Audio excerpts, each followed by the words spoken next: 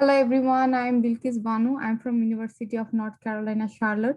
Today I am going to talk about control of transient overvoltage for inverter-only based microgrid in power distribution system. We are leaning toward cleaner form of energy. So we are trying to implement inverter-based resources microgrid in the power system. So inverter-based resources microgrid usually helps to power system sustainability, reliability, and resiliency. Implementing of inverter-based resources in the distribution system has certain challenge.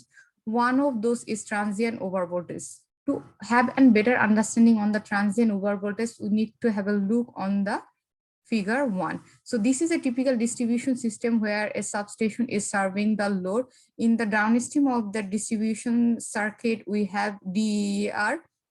If any faults happens in the upstream, the BER recloser operates and create a microgrid in the system. So DER is the only resources right at this moment. If any unbalanced faults happens in the system, we might observe overvoltage in the other phases if it is not effectively grounding.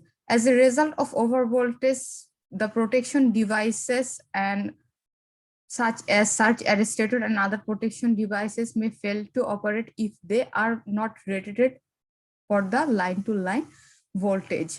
So this overvoltage transient overvoltage in the distribution system needs a thorough investigation. In the upcoming slide, we'll share some of the interesting findings, and also we'll propose a methodology where we taking a control of the inverter negative sequence impedance to reduce the transient overvoltage in the distribution system. For simulation platform, we use PSCAD on a small system to validate the inverter characteristics and effectiveness of the proposed method. The primary focus of this study is to understand the inverter-based generation microgrid in the distribution system. So now we will discuss about the impact of negative sequence impedance.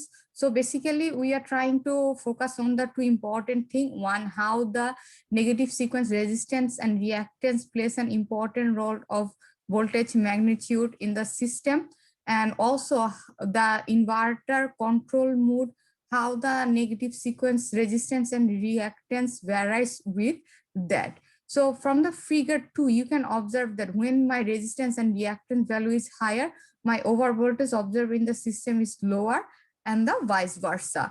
From the figure 3, we'll try to see the grid following mode of the inverter and grid forming mode of the inverter voltages. In the grid following mode, it is following the active and reactive power set point, and the grid forming mode of the inverter try to maintain the voltage and frequency.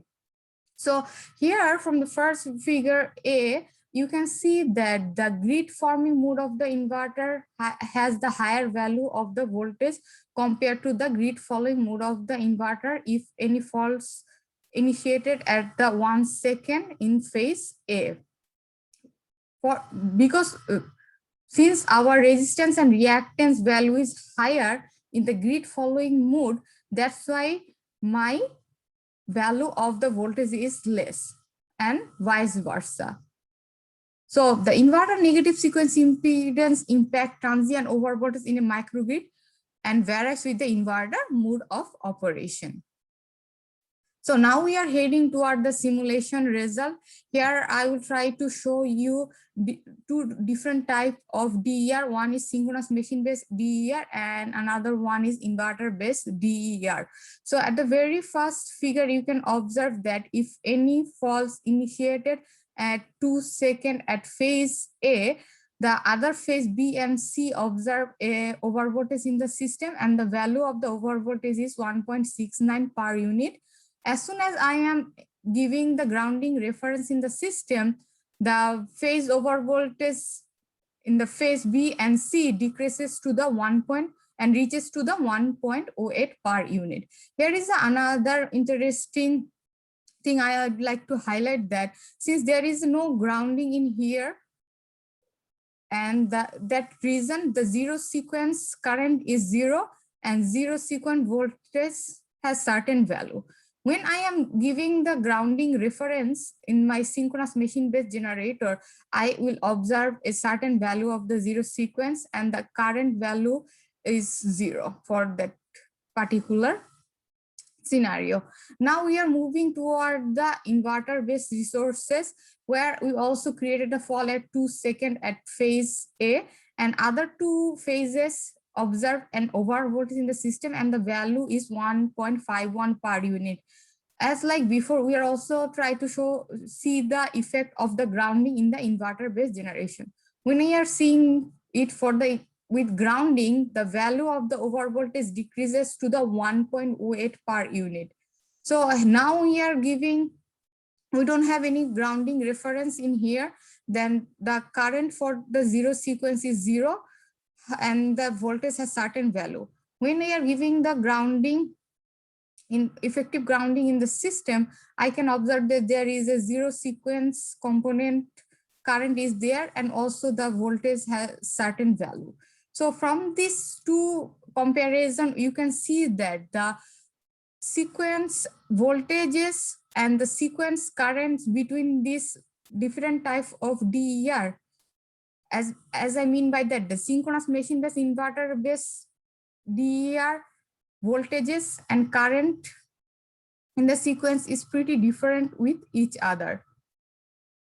So we also try to observe the effect of medium voltage side transformer configuration on the transient over voltage.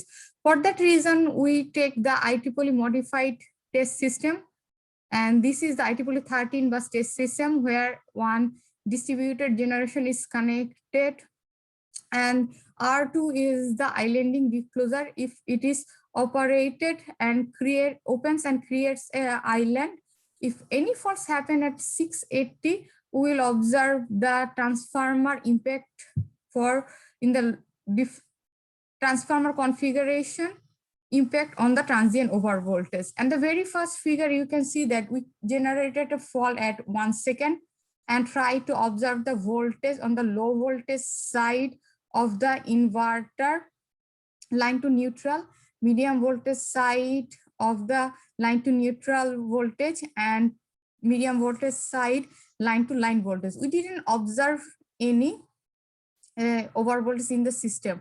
However, as soon as at 1.5 second, we disconnected our grounding. What I mean by that, the Y grounded delta has been changed to Y grounded Y, and we are observing a certain over voltage in the system at 2 seconds.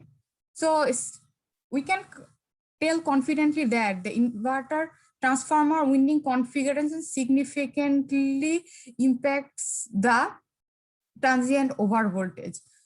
Now, so far we have discussed how the transient over voltage is happening. So to mitigate that problem, we propose a control methodology where we are taking consideration of negative sequence resistance and reactance of the system and try to control it with the inverter controller. So from here, we are getting that our phase voltages between phase B and C is decreases, and unbalance has been decreases between these two, and the resistance and reactive value is higher compared to the without any protection, without any control.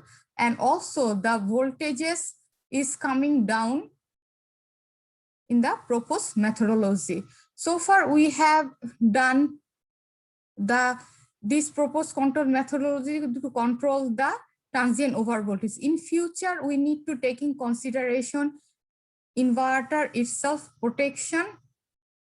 Also, we need to study different size of the inverter and the different location of the inverter in the system. It will be also interesting to observe the all the test case run in the hardware in the loop platform. Thank you so much for listening my presentation.